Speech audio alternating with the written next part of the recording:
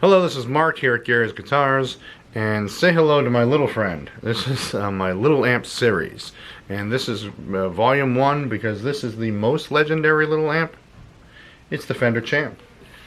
It's the version we're used to seeing the most, that silver face version. They did have a they made the Champ throughout the history of Fender. And but there's very little variation from year to year as far as what tubes are in it, what the schematic is, and what it does. So whereas in some other amps they would, well, Leo Fender was notorious for messing with the amps. Even during the same model year, he would make changes to certain things, try to get the sound just right for him, for what he was looking for. But also then we know the legend of the post the CBS era, and the fact that they had were rapidly making changes to the amplifiers in that time. The Champ kind of got left alone. It always had a tube rectifier, a single 6L6 output tube, volume and tone. This has treble and bass. There's also the Vibro Champ, which had two knobs for vibrato. And I don't think they made. Then there was the well, there's much later. There was the Super Champ, but we're not going to talk about that today. We're going to talk about this Champ, because even the Vibro Champ, which I happen to own 2 of. Why do I own 2 of them? So 1 wasn't quite loud enough to play with a band, but 2 sounds really good. So I actually used 2 amps at the same time. But let's talk about this. Oh yeah, so the Vibro Champ and the regular Champ, very similar under the hood and at the face of it. Volume, tone. Always had the Vegematic on-off switch too. They never wanted to go for the expensive on-off switch. And here on the back side we have it. It says it's 6 watts at 3.2 ohms, so 5-ish watts really. This has a replacement speaker in it. Actually, this particular one has an Electro Harmonics replacement speaker in it, which I like the sound of.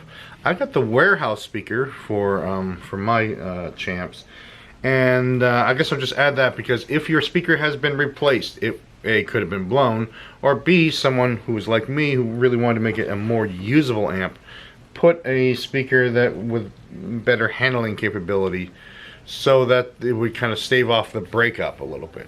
So a lot of reason people like to use little amps and low powered amps is they get breakup sooner, so they don't have to crank their amp so hard to get that warm breakup sound. So yeah, like I said, tube rectifier, 6L6, and a preamp tube, 12AX7. Small, lightweight, definitely that classic Fender look, which is pretty cool. They do make a reissue of this amp now, and the reissue is pretty good. We've had them come through here.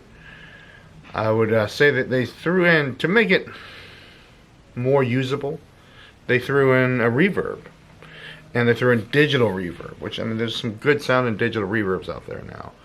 But Fender, the history of Fender,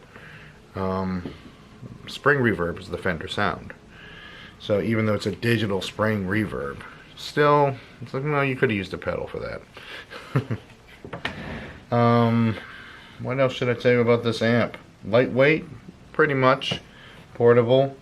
You can just Google to see who used them and on what. They're widely used in rock music throughout the rock era. Not very good for anything that's not a guitar. Very mid-range focus. It has this kind of higher mid-range push that, I mean, if I go to play a solo on a Champ, it's because I'm looking for that sound. Or the reason I was using a Champ live is I'm playing with another guitarist and he has a big full low sound. His low end is really full, and I was like, I just want to stay out of the way of that so I can EQ the heck out of my amp. But this just doesn't, even with the bass turned up, this doesn't put out a lot of low end. It puts out this little more focused high mid sound that cuts through in a pleasant way. So really digging the Champ. Right now, these sell for $600 to $800, depending where you're buying one. This is the year 2020, in case you're watching this later, which is a lot of money for a Champ. I remember in the 90s seeing them for $100, $200, and going, maybe I'll get one someday. But nowadays, these older Champs are premium because all small amps, and the reason I'm doing this small amp series as well, is all small amps are getting a lot of attention. So, that'll wrap it up for this one. The Fender Champ, the Vibro Champ, even the Tweed Champ, all excellent amps. Good time, probably worth it. Thanks for watching. Check out the other videos. Check out the Little Amps series. And then check out, we do YouTube Lives. We have a bunch of videos about gear. So, hope to see you back soon. Thanks for watching.